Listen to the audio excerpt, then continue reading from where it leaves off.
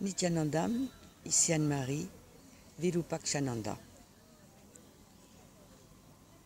J'ai envie de vous parler aujourd'hui de la tension qui monte en moi.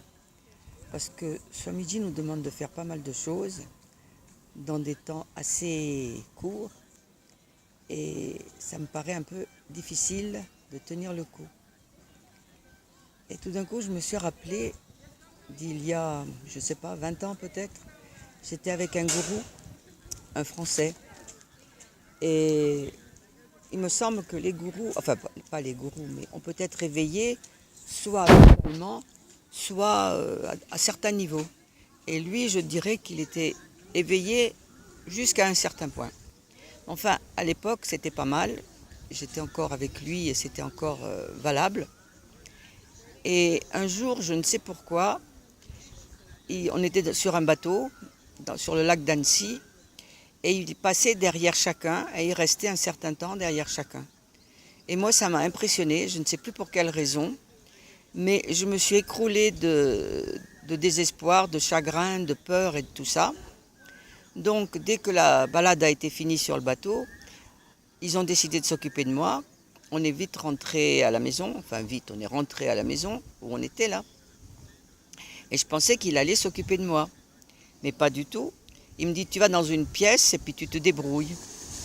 Et ce qui fait que ça n'a fait qu'augmenter, augmenter, augmenter.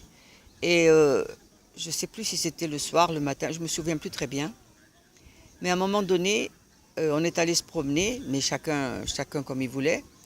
Et donc je me promenais seule dans la campagne et j'étais au bord de l'explosion ou de l'implosion. Et à un moment donné, je le vois passer avec 2 ou 3 de mes amis qui discutaient. Et il ne m'a pas jeté un regard ni rien. Et je continue à souffrir, à souffrir, à souffrir. Je vous dis, je ne me souviens plus pourquoi, mais c'était vraiment fort. Et puis, je crois que je suis rentrée parce qu'on avait rendez-vous à une certaine heure. Et au moment où je suis rentrée et que je me suis assise, c'était tellement fort que ça a totalement implosé. Et j'étais dans le calme le plus profond qui soit. Mais dans un calme, dans un abandon total. Voilà, je dirais même pas le calme, mais j'étais dans un total abandon. Je n'avais plus de pensées qui me torturaient, j'avais tout lâché, ne pouvant plus rien faire. Je m'étais totalement abandonnée. Et à ce moment-là, est passé mon gourou qui m'a posé la main sur la tête en souriant. Et puis j'ai vu tous les autres qui s'installaient et puis qui me voyaient et qui étaient pratiquement en admiration, éblouis par ma présence. Parce que j'étais dans un tel état de lâcher prise et de vide intérieur que je devais rayonner. Et je l'ignorais absolument, mais j'étais juste, j'oserais dire, suave. J'avais plus rien, ni avant, ni après, rien du tout. Et je me souviens qu'après, donc, je suis allée rencontrer mon gourou, après ce qu'on était en train de faire. Je ne me rappelle plus non plus de la rencontre, ni rien. Mais je me rappelle d'une de mes amies qui me dit « Mon Dieu, que tu es belle, j'aimerais bien arriver à être comme toi ».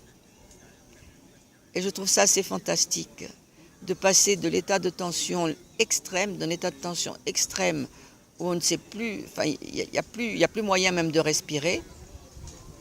Et tout d'un coup, ça s'arrête, ça s'ouvre.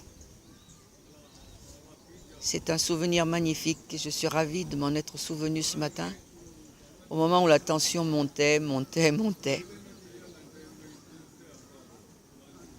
Je vous souhaite de vivre des instants de calme et d'harmonie aussi intenses parce que vraiment ça se reflète dans le visage, ça rayonne partout.